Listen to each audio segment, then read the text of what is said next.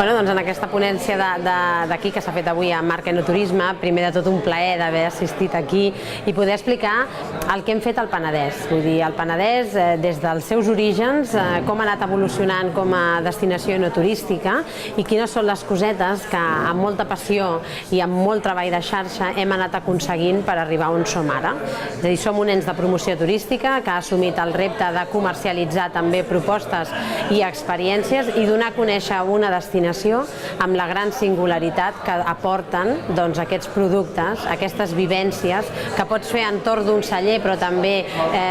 trepitjant la vinya o fent una ruta cultural o una visita en bicicleta o de senderisme, que al final ens donen a conèixer com a destinació i per tant li donen aquella singularitat i personalitat a l'oferta enoturística del Penedès. Realment per nosaltres era imprescindible tenir una planificació estratègica que ens permetés amb una mica més de visió poder dir cap a on volem anar com a Penedès, què cal fer i quines accions cal que portem a terme per posicionar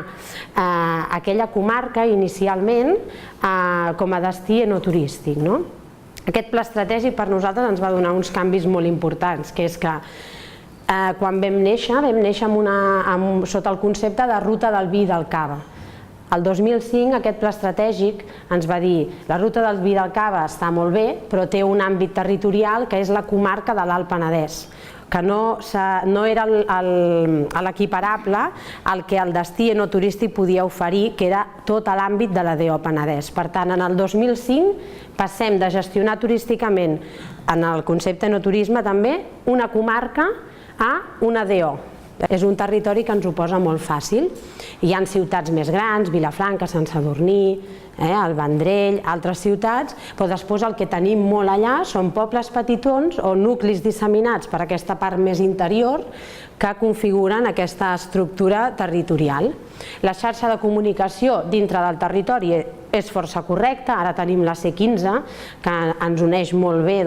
des de Manresa fins a Vilanova, tenim la P7, tenim xarxa de trens també correcta, vull dir, això turísticament parlant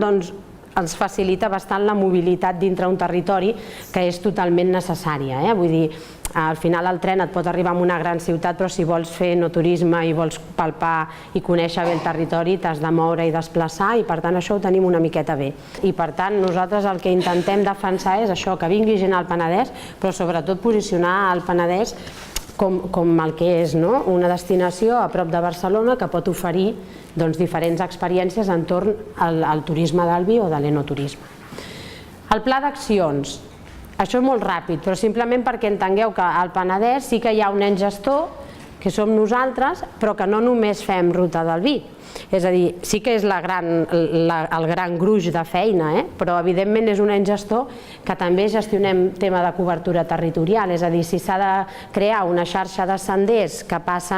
transcorren per les vinyes, doncs ho fem en col·laboració amb Diputació o amb qui calgui, però es gestiona també des d'allà. Som nosaltres el que hem de pensar també amb aquest producte d'infraestructura territorial que pugui donar valor turístic, com pot ser un projecte de miradors que estem fent ara, o com haver creat el quilòmetre zero de l'Enoturisme Penedès amb una nova seu d'acollida i recepció del visitant perquè des d'allà pugui visitar i conèixer la destinació. Però ho hem de valorar això, perquè al final és la singularitat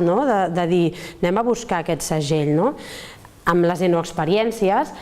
l'altra cosa és això, tenim 11 DOs aquí, amb una oferta enoturística brutal que entre nosaltres també hauríem de crear producte. Ja amb Priorat ja dèiem amb una empresa de crear una ruta que ens unirà en bicicleta, doncs hem d'anar cap aquí també, perquè aquesta visió d'enoturisme però una miqueta més gran també ens ajudarà a posicionar-nos a tots els implicats com a destins.